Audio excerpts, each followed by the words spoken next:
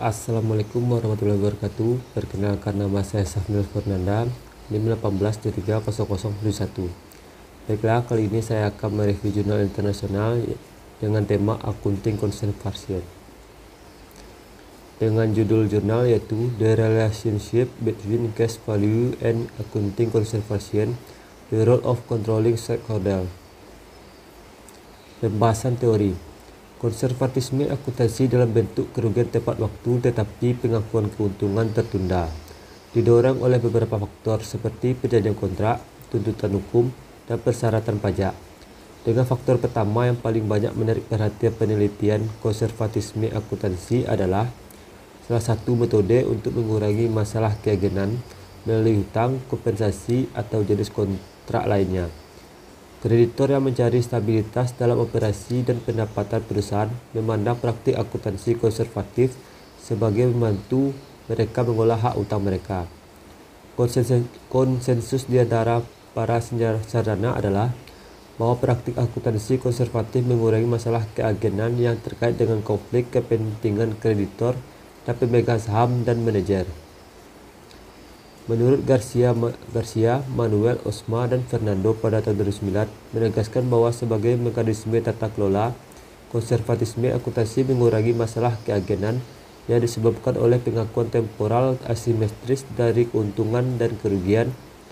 Meskipun beberapa pernyataan bahwa prosedur akuntansi konservatif mewakili pengganti tata kelola perusahaan, yang lain berpikir bahwa manajer perusahaan diatur dengan baik secara alami lebih memilih prinsip akuntansi konservatif, dan berpendapat bahwa perusahaan yang mengadopsi konservatisme akuntansi cenderung kurang berinvestasi karena pengakuan kerugian tepat waktu, membatasi jumlah kas direksioner yang tersedia bagi manajer, dan efisiensi tambahan menciptakan nilai tunai yang lebih besar.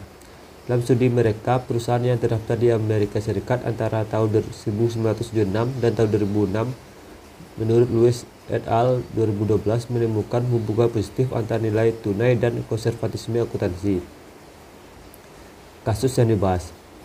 Makalah ini menganalisis peran pemegang saham pengendali baik sebagai pemegang saham minoritas atau pemantau dalam hubungan antara praktik akuntansi konservatif dan nilai kepemilikan kas. Masalah ini sangat berarti di negara-negara seperti Taiwan yang memiliki banyak perusahaan dengan kepemilikan saham terkonsentrasi. Objek penelitian. Sampel kami terdiri dari semua perusahaan yang terdaftar di Bursa Efek Taiwan antara tahun 2006 sampai 2014 seperti yang diidentifikasi dalam Taiwan Economic. Teknik analisis data. Untuk menguji hipotesis H1, peneliti ini awalnya hanya berdasarkan model regresi dasar tanpa variabel kontrol walaupun pemegang saham pengendali. Selanjutnya, penelitian ini menambahkan variabel kontrol dan pemegang saham pengendali ke dalam model pada dasar untuk menguji hubungan antara konservatisme akuntansi dan nilai tunai untuk H1 dan peran pemegang saham pengendali dalam hubungan tersebut untuk H2A dan H2B menggunakan analisis bivariat. Hasil penelitian menunjukkan bahwa konservatisme akuntansi meningkatkan nilai kepemilikan kas. Selain itu, penelitian ini mendukung hipotesis H2A dan H2B tergantung pada proporsi direktur yang berafiliasi dengan terkontrol masalah agensi, dan krisis keuangan secara umum berpengaruh insentif dari pemegang saham pengendali. H2B didukung pada proposal yang relatif rendah dari direktur yang berafiliasi dengan pengendalian.